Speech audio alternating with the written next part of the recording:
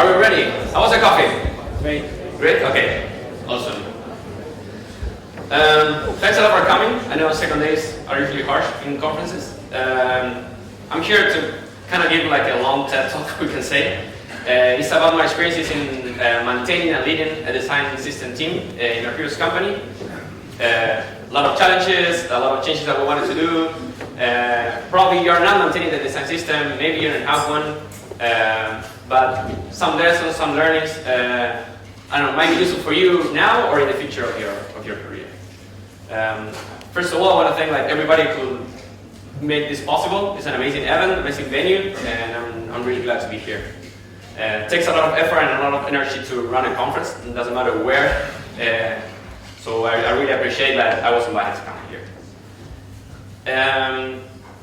So yeah, obviously the title is pretty explicit. I'm going to talk about how we were trying to drive adoption into the design system in my previous company. Well, we were doing a lot of changes. Like we had a repository that was with a lot of tech, a lot of things that we didn't like about it. But also we noticed that a lot of product teams around the project were on the latest version of it. So we wanted both to drive the adoption of the repository while also making a lot of changes. We usually puts engineers away of updating the code. So I think that the important takeaways for this talk is that the learnings that I got might help you to kind of maintain these tools that are sitting in the middle of your organization. Maybe you have not a design system, but any library to handle analytics, to handle state management that is sitting in the middle of the architecture of your company. These learnings might be useful for that, maintaining a common package. And also how to guard yourself from failures. I think that one of the things that worked well for us is we were always thinking what could go wrong. And we were kind of prepare or first being humble that can happen. And also took some moves that made it possible.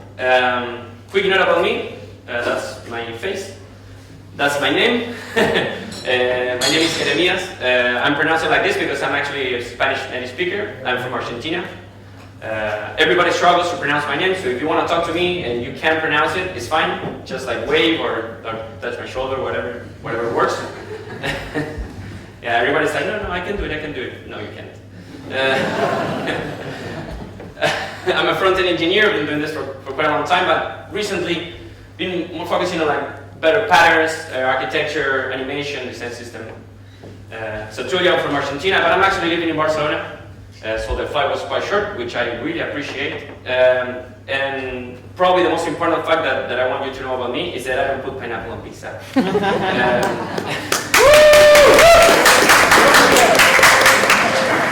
This is my crowd. So I really wanna listen to you. If you have a design system in your company, if it's working for you, if it's not, if you're thinking about doing changes, if you don't have one, but you're thinking about starting one, I really want to hear your experience. I'm really curious about this. And the most important thing is that if you also are planning on going to Argentina for vacation, I can give you recommendations. If you put pineapple on pizza, don't even talk to me. That's my handle on Twitter, and that's my website. Most of the stuff that I say, think, write are there. The slides are going to be there later, so you can check. Quick note before actually starting the content. There are some GIFs that are really toned down, not a lot of flashy things, but if you have some sensitivity on motion, please be aware. And I'm going to start with the first slide that I always see on any talk that is about design systems. It doesn't matter specifically about which topic around design systems. This is the first slide that I always see. What is a design system? This is something that I always see, and I'm not going to do that. I'm not going to see what a design system is. Because, it makes sense that we, humans, try to define everything that we kind of, know. But I think it is pointless right now. We're trying to sum up design systems in just one sentence or a short paragraph. And I'm talking with a lot of companies, or design teams on different companies, super big teams for a design system, short teams.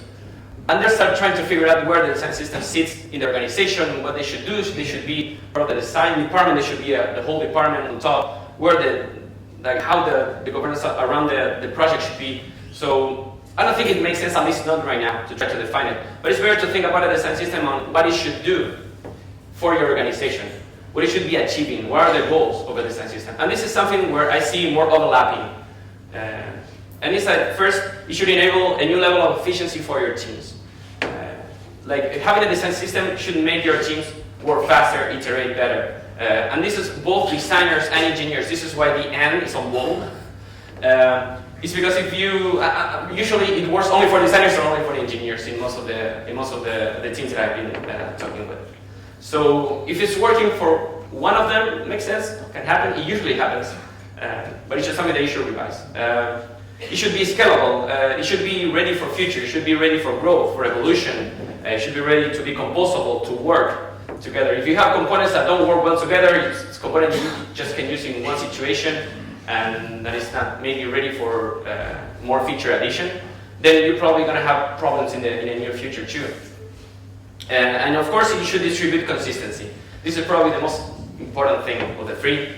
At the end of the day, a stakeholder, a user that is consuming a component from a design system knows that they are being compliant with the design language of a product. So if I'm a designer and I decide to use the button from the design system, whatever that is, like a Figma file or just like putting values from a style guide, I know that I'm being compliant with a lot of conventions that we have on the design team. And if I'm an engineer and I know that I'm importing that button instead of building one of my own, I know that I'm being compliant with what designers think it should look like.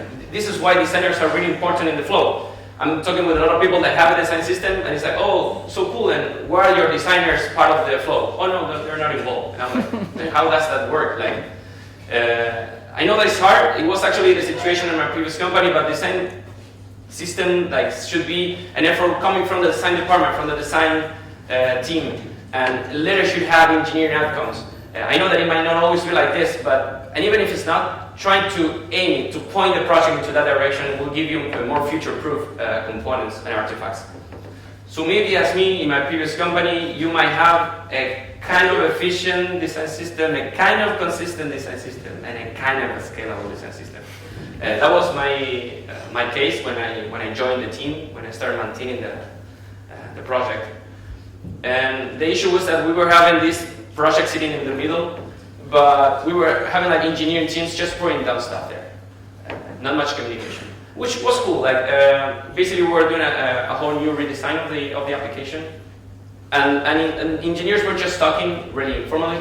So like, hey, I'm building this interface, and I need to build this drop down, which is super like complex. It's a lot of code, a lot of testing. I was like, hey, I actually already have this drop down in this other screen.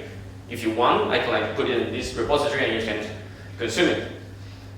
Which is cool. It's some sort of collaboration and communication, but it doesn't scale well with time. Like this kind of fails in the three things that I just mentioned. Like this is not efficient because like the other teams are not informed about this dropdown, so maybe start like doing some other thing. Designers might not know that this exists, so they'll start designing a new thing from scratch because there's not a good communication flow in the project. There's nobody sitting in the middle, like trying to tame these events happening.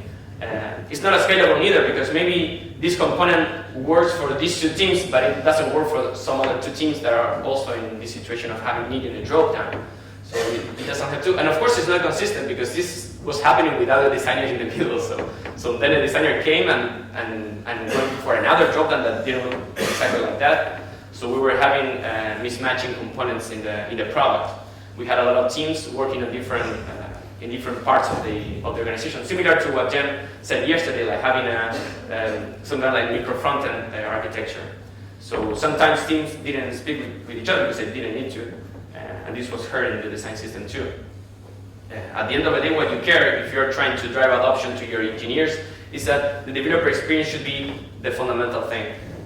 If something is like kind of like making feel that the developer experience is not that straightforward, it's not that easy for engineers to use, to consume, to update that design system, you're going to start like seeing the adoption dropping down eventually. And what was happening with this situation of people just putting stuff inside a repository without like no one revising these decisions was that we had a really bad naming, like a terrible naming. And you're going to see this example and you're going to think that I just made it up for this talk to make my point like kind of obvious, but this is actually a real example.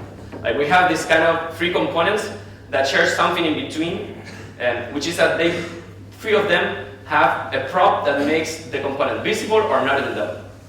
And we literally have 3 different names for this. And so this is like, first it hurts your eye, of course. And the second thing is that engineers need to relearn this new interface all the time. Like they knew how the data component worked because they used it a lot. They have it a lot on the part of the product that they will maintain. But then they say, oh, I need a model right now. I'm going to import it. And they use visible and nothing happens. And they don't know why. So they need to go back to the repository, actually scan the code and see which one was the prop that actually worked for the model. And you're putting engineers in this context with this situation. Remember that the teams are there to like solve bugs or to build new screens and put business and concentrate on business logic. And because you don't have a well-designed system, they're listening like, oh, I'm fixing this, then I need to go and see how this works, and then I need to go back to the problem. That's not good. That's basically not efficient because you need to relearn a new interface every time that you're importing a new component. So this is not helpful. This is not efficient. And then you have components like this, which, but the link now you would say that there's nothing wrong specifically with this component. It actually doesn't. There's nothing wrong with this component. But there's some trivial thing, which is this using 2 render prop functions. You have a render header and a render option. Before you tweet it, I'm completely fine with render prop functions. I actually like them. But in the context of a design system, it's not that such a good idea. Because basically, you can't tell what's going to be the final snapshot of the component. Like a developer can put anything on that render prop. And what happens is that when you have an unexpected usage of the component, then you have an unexpected behavior, which as a design system maintainer, I cannot tell. I can assure you how that component is going to behave. And of course, that leads to bugs. And this wasn't actually like some sort of mindset around render props or everything. Actually, the dropdown was one of the most buggiest components that we had. It's a complex thing to build on the UI side. And even if you open the API like this, it doesn't help a lot. This is a really common scenario on design systems. Instead of distributing the design, you're distributing the behavior. You're distributing the fact that when the user clicks on the header that you're rendering for a render prop, then it renders a list of options, which you're also doing with a render prop. But then you're just distributing the behavior of the dropdown and not the design of the dropdown, which should be the final goal of a design system. The third thing that we noticed after maintaining the project kind of like for a couple of months was that we have no tests. And you're going to say, of course, yeah, no tests are not a good thing. But we're talking about adoption here, and you might be thinking how no test hurts adoption for your teams. And it actually does. It's probably like a longer loop to decipher. But the thing is that when you have these teams sitting around the design system and just putting stuff there, they always say, we have no time for tests. We're just like, I'm going to make this change because I need this change for consuming it on my team. And that's it. Boom, release, import, update, and done. And what happens later is that the component starts growing. The code becomes like more complex. It's not that easy to add features on top of it. Those features are not tested. And then it invites you back. Then you're an engineer and you need to do a small change in a dropdown, in a button. It's like, you know what? I don't know if I'm going to break this for another team. And we have really good engineers, pathetic engineers that said that, I don't want to break this for the rest of the company. So what they did usually was to copy the code, put it on the project, and change the thing that they wanted to change.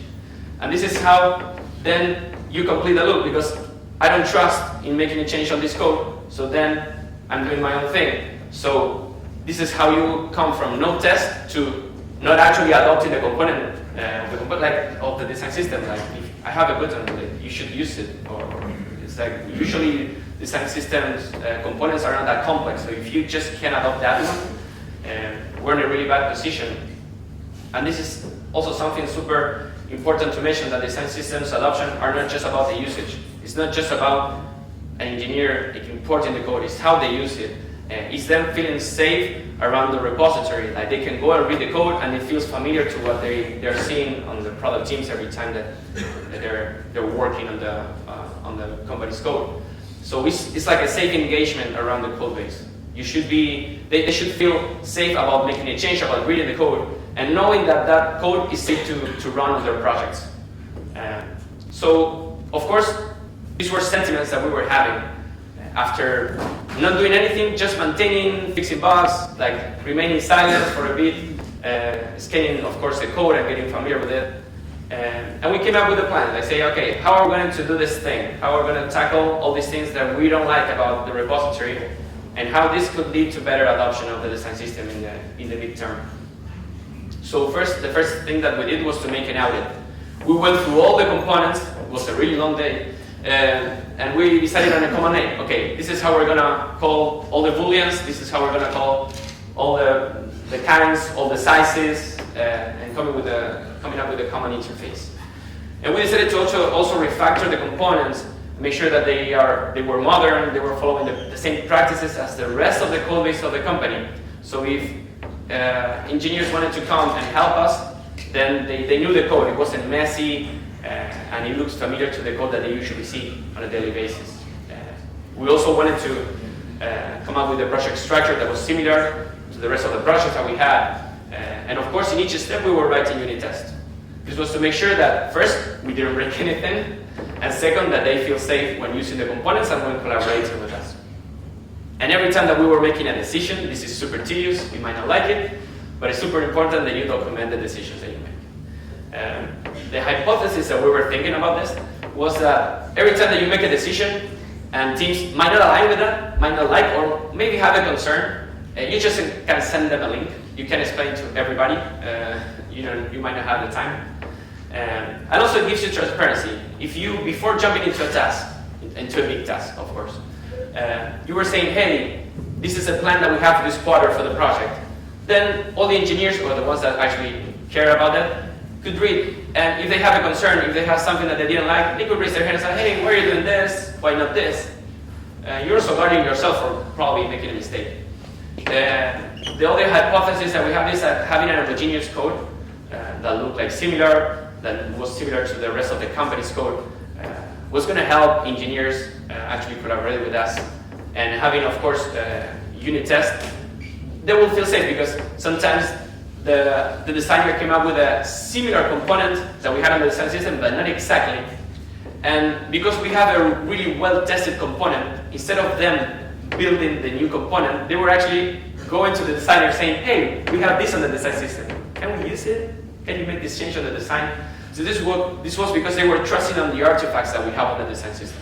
They say, if I do this myself, then I need to write a unit test for this.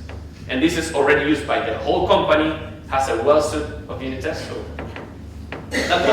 this was a set of hypotheses that we had. We still didn't do anything. Not even mention this to the engineers, because the first thing that we did after we kind of were like aligned around this mindset was that, let's talk to engineers. Let's see what they think about the design system, what things they don't like. We actually ran a survey for our teams. And well, of course, in the survey, we didn't say, hey, we're going to do this. We just say, hey, what do you don't like about the design system? What would you like to be changed? What things have you been struggling with? These kind of questions to see what we receive as a response. And the results were like really good. Not because they were saying we love the design system, it wasn't like that actually. But the things that they were complaining about were the same things that we were noticing. Like they were complaining the fact that they didn't have tests, so they didn't trust the components that much, and they didn't trust in collaborating with the design system just because of that. They say that the naming was making their work really hard, because every time they needed to go to the repository on GitHub, check the code to see how the component works. It's really hard. So we say, hey, this is like an overlapping that we have here, a good overlapping, where the sentiments that we have as maintainers are the same as the consumers of the repository. So this is probably the first advice that I can give you if you're maintaining this kind of centric tools, whether it's a design system or not, is that every time that you plan a big change, look at the past and think about what you want to leave behind. This is a thing that I don't want to see in this project anymore, ever. And try to validate for the future. Stay in the open, talk with the consumers of the package of the project. Make sure that whatever you're heading, that the direction that you're taking is the same direction they are taking on the projects, or that the direction you're going to take is going to assist them on that. Because if not, probably you're going to do a lot of work for months, and it's going to deliver no value. And execute in the present. Be realistic, state in the open, like put there like your decision and explain why, put the arguments there, and make sure that you have good estimations. Like say, okay, in this quarter, I'm gonna focus on this. Because then when you're sitting in this kind of like middle team where all the product teams are like consuming stuff from you, then what happens is that they're gonna be asked to do a lot of things. Like, hey, why you're not doing this? This is better. And it's like, okay, that's a good idea, but the fact is like I'm working on this, which is already written and was already announced, so I don't have the time. So this is super important. The key here is to have a product vision. Treat your design system as a product. Imagine that your developers and your designers are the users, and you're like the owner of the product. So as the owner of a product, you don't want to piss them off, but you also need to make things better or improve or move the product forward. And sometimes some change might not look like an improvement in the short term, and they might complain, but later at the long run, it might be a win for you. And this is really important, how you're going to execute this. The how sometimes is more important than the what. The fact that we were curating this naming across all the components sounds awesome, but how you do it is probably more important. So the execution was the key also for us. The first thing that we decided to do was to write unit tests from the beginning. That was the first thing that we were doing. It's really tempting to go open the code of the component that was like super messy, horrible. It's like, you know what? I'm gonna start like fixing everything and then writing the test. No. We were so like, this component is already being used like it is. It's kind of working for some of the teams. So first, let's start with writing unit tests. So we make sure that whatever we're doing in the future, we're not messing it up. And then we'll refactor the component. After that, we started like doing the changes that we wanted to do, moving stuff, like changing the code style of the project. And then running the new interface, because at the end of the day, what we wanted to do was to have like an homogeneous interface across all the components. So we decided to also make it like a checklist for this. First, we decided that we were not going to release any major breaking change. We were not just going to change the names on the component just by that. Because what happens if you release a major breaking change on a component that is really like well used in a lot of teams, and after that you release a feature. So then they are in this trap where to use this new feature, they need to go and change this name on the whole project. We didn't want that. We wanted them to migrate at their own pace. And then we decided to also give warnings so they know that there's something that has been changed in the project and they can migrate whenever they want. We were announcing and documenting these decisions, so we have like an asynchronous communication with the teams, whatever they wanted to migrate. They had a chain log, they have a message, an email, whatever works for your organization. And this is something tricky.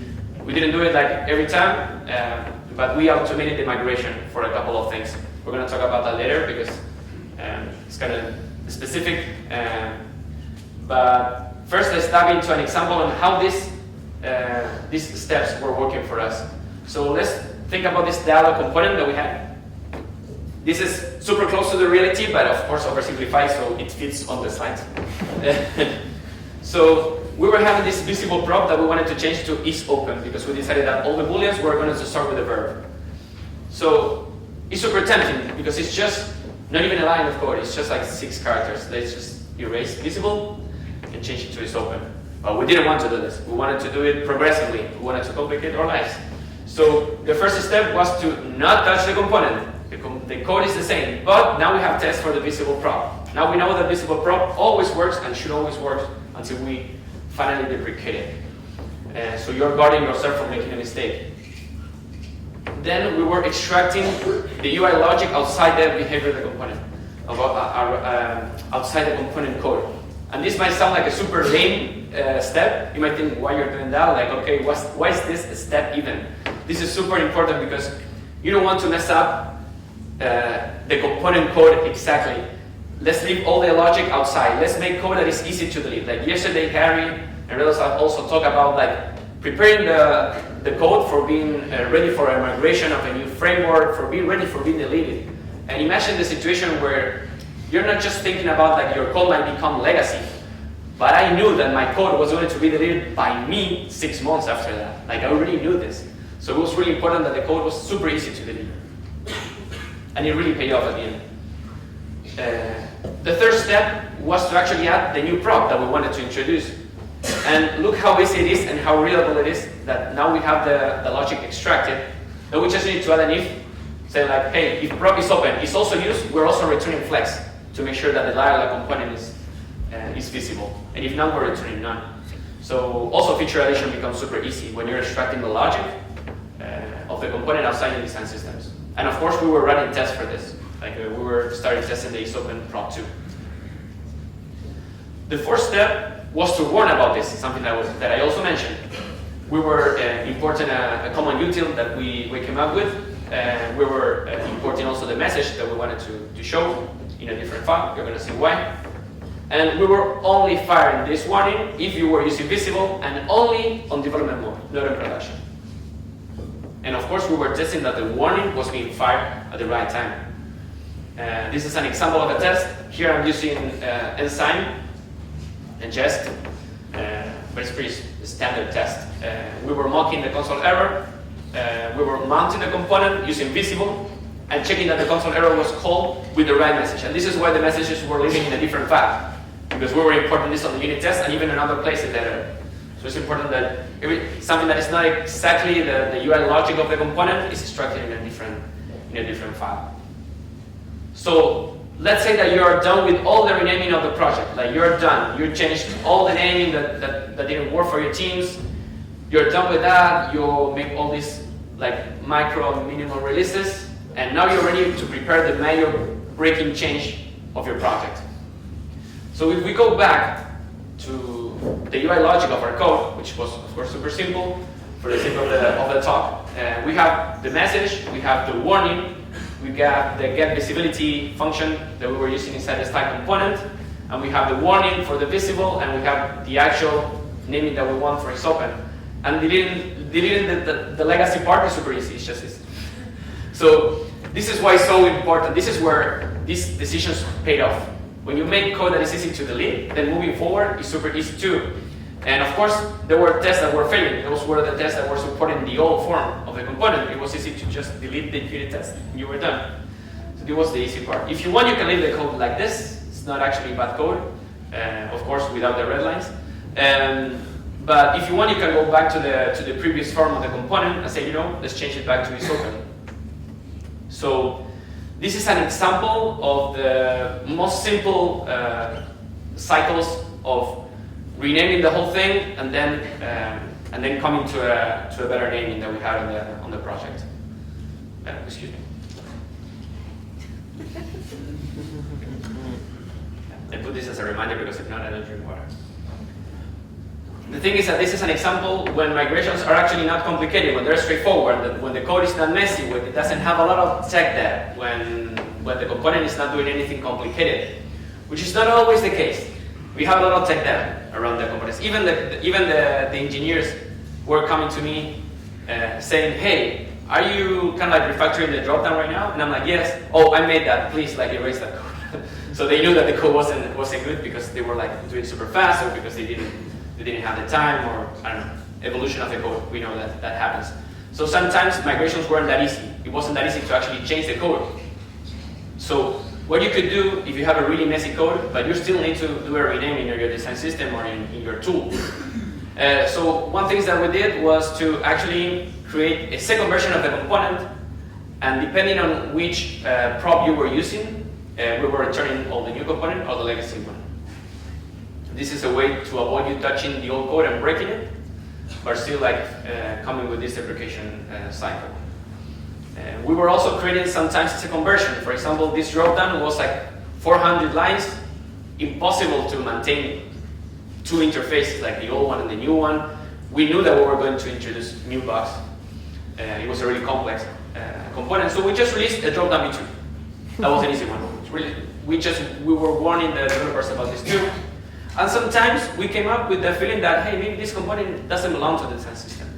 Remember that we mentioned that it's important that you're distributing the design of the component and not the behavior. And a lot of components that we had on the repository, for some reason, they weren't distributing design. They were just like utilities, And I don't know, to me, it doesn't make sense to distribute business logic inside the design system. This is kind of like a mantra that I have for myself. If something is, for example, we have a component distributing the number validation of the product.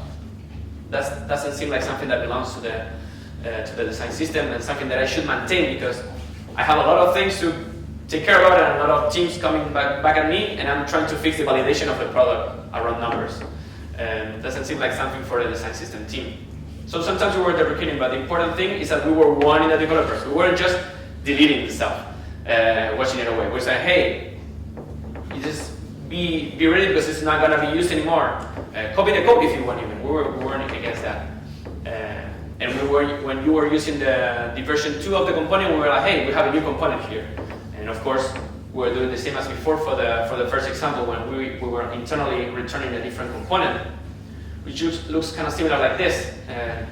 Like it's super similar to the example that we saw before, but the difference is that now you have 2 components in 2 different files, and when you're detecting that visible is being used, then you return just the legacy version, you put all the props there, and call it a day. That is super easy too. The important thing is that you need to remember that the developers are your users if you're maintaining this kind of centric tools like a design system. So always supporting the legacy interface of a component, of a function, of a utility, allows them to move forward whenever they have the time. Remember that they have a sprint, that they have tasks. They have probably like a Jira board full of stuff to do, and they don't have the time. So if you're pushing them to do the changes that you're doing on the product just to move forward, then they're not going to do it. I can assure you that. And they're going to get mad too. So giving the opportunity to move whenever you have the time, they're going to already appreciate that. They're not going to like instantly hate you.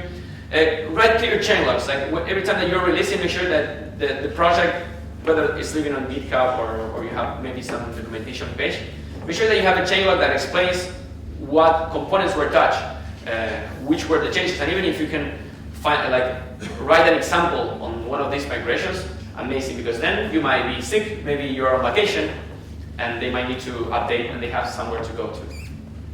Announce their releases, like be over communicative. Don't stay in the shadows. Make sure that they know that you're working, that you're doing a lot of work, and whatever the channel that your teams prefer, if you have a front-end channel on Slack, like we had, if you have a mailing list, make sure that you say there, hey, we just released this, and these are the changes for this project, and we were doing this on a weekly basis, for example. Write meaningful warnings. Like if you're deprecating visible, like we were doing, we were just saying like, hey, visible is deprecated. Go find the solution. No, we were like, hey, visible prop is not it's not available anymore, or it's going to be deprecated in the future. Please use is open, and this is the link of the changelog of this change. Or if you have migration guides, what we have for like more complex situations. This is speed up the changes. I think this kind of gives some sort of independence around developers. They know that they don't need you to move forward around the project.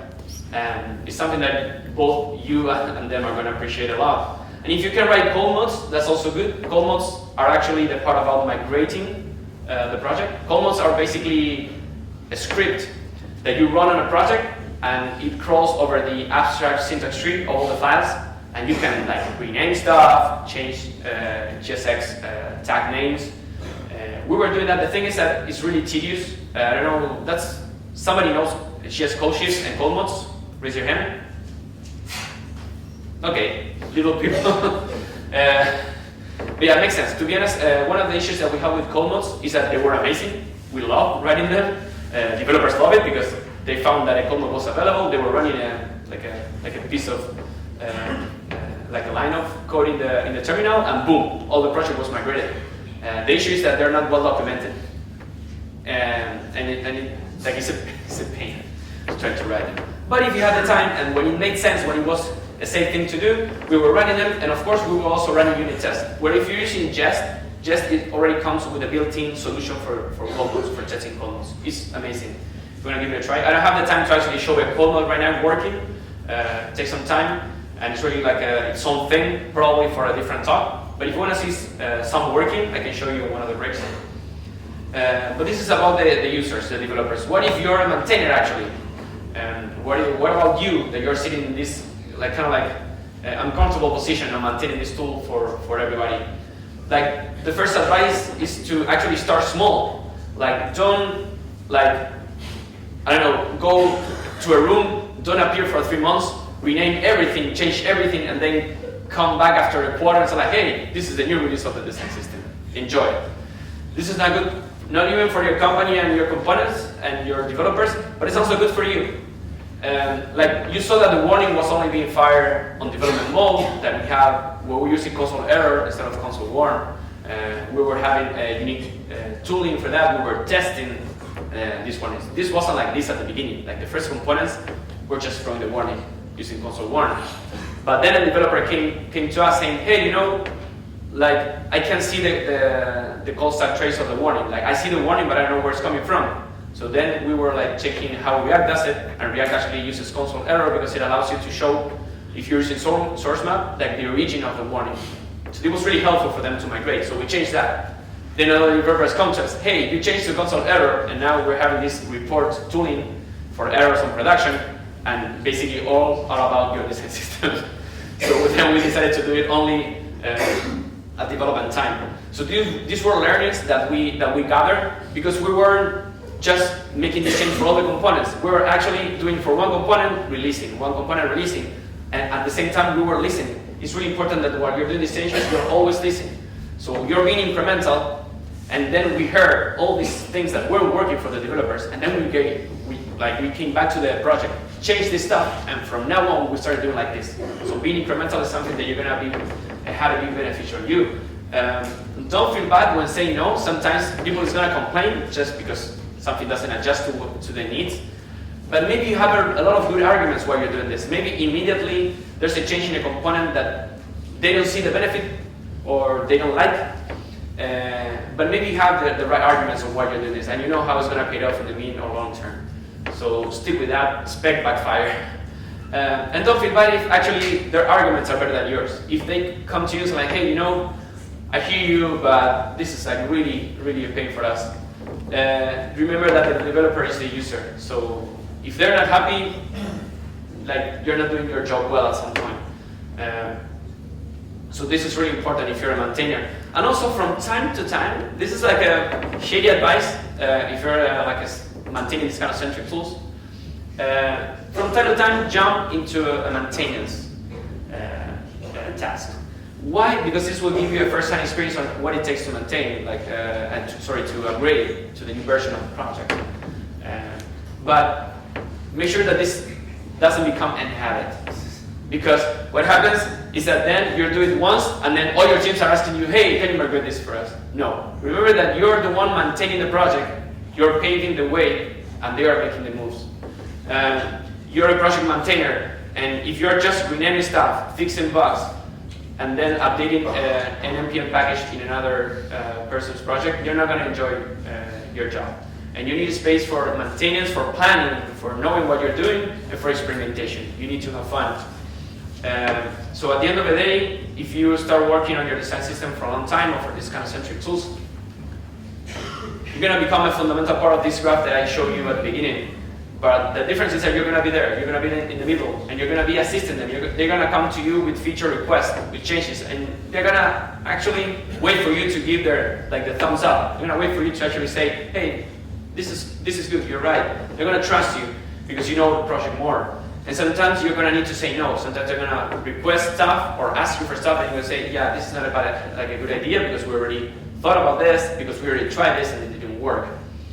And you're going to assist them. They're also going to come to you for advices for how to use a component, and even about code, because we were doing these major unit test changes across the project. And then a lot of developers came to us to ask us how we were doing unit testing, if we can help them. Or maybe they were, hey, you know, I want to do this change on the design system, but I don't want to put this on you. I can do it, but please help me on this part that I'm blocked. So you're going to become a person that they're going to trust. And I think that the most important task that you should have if you're a design system maintainer is that you're going to bring a designer whenever the situation demands it. Because a lot of questions, a lot of issues that people had around the project were actually design issues, not engineering issues. They were like, you know, changing the color of a button is changing a string value. That's one of the less difficult stuff that you can do on programming. But the thing is that it's a critical design decision if it's a button that is consumed by the whole company. So make sure that you have this sensitivity on your mind, saying that, hey, this is not an engineering issue, this is a design issue. And then you're gonna drag the designer from their desk and bring to the discussion. So you're gonna be saying yes sometimes, you're gonna help and educate people from other teams, you're gonna say no, and you're gonna lead discussions around different topics. So this is why communication is key. This is not a nice to have. This is not something that people would appreciate if you have. This is key. If you don't have communication skills, soft skills, if you don't work on them, doesn't matter in which position you are, then it's gonna backfire to you. It's not gonna work for you. At some point, people is gonna interact with you a lot, and if they don't feel comfortable interacting with you, or if you're not solving these issues with good timing, it's not gonna work. So a quick recap before closing. It's really important that you don't jump like immediately into big tasks. Stay a little bit in the shadows, observe and maintain the project, see how it works for the developers, see where are the issues and where are the issues that the project has. Plan, explain, and state in the open. Make sure that the developers have at least some timing for them to actually raise their hand, raise their concern, say, hey, why we're doing this, why we're investing time on this. Validate with the users. Make sure that they know what you're doing and they agree with you. Set goals and estimations. Be realistic. Say, hey, I'm going to focus on this period of time. And then revalidate. This is something that we also did. We run the same survey, but 6 months after we released this major version with all these new changes and a lot of rewrite. Like we had like something like, I don't know, like 13,000 deletions and 10,000 additions to the breaking change. So that was a lot of changes. And we were asking the developers, hey, this actually worked for you and for your team? And they were saying, yes, you know, I love the design system, and we're still more. Like we're collaborating more, we really trust the project. They were really happy with it. Of course, they still have concerns, things that they would like to change, but they were definitely more happy with it. And some like weird thing that happened that we were kind of proud of was that sometimes designers didn't like the component of the design system, so they were designing their own. And actually engineers were like pushing designers to change to one of the design system. The engineers wanted to use the design system more. So that was was something super satisfactory for us. Some tips for you is that be incremental. Like don't go on a really big task and stay like in the dark. Make sure that you're doing small changes gradually. So if something is not working, you immediately know and you can like go back and change it. Treat your design system as a product. Remember that user happiness is important, and remember that you need to have like a future vision of it and explain why you're doing the changes, and that communication is key. And there are a lot of good examples on the why there. I think that one of the best examples are probably like services and APIs, but also open source projects.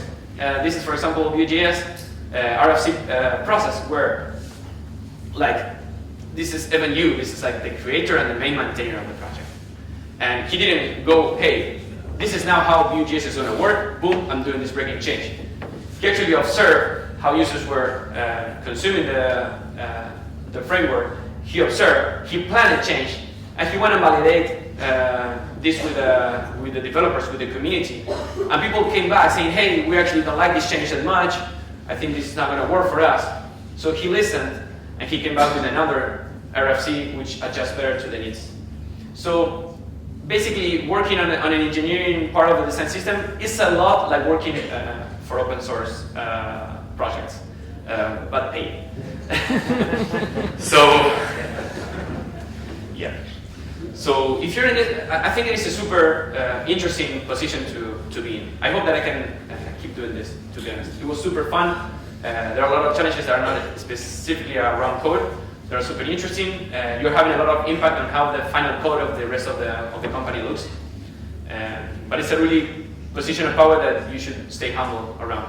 But the most important thing is that whether you are outside the design system but collaborating with it, you can now probably take all these learnings and all this experience that I'm giving to you and maybe propose a change, make something, collaborate. If you're thinking about maybe being part of the design system as a thing on a daily basis, you can also do it. I think that is super rewarding. And the most important thing is that however you're like consuming the design system or doing a change or maintaining it, you need to have fun. If you're not enjoying the work, if you're not enjoying using a tool, like your days are going to become miserable. The working is probably the thing that we do most of the time in a week. So that's it. Thanks a lot.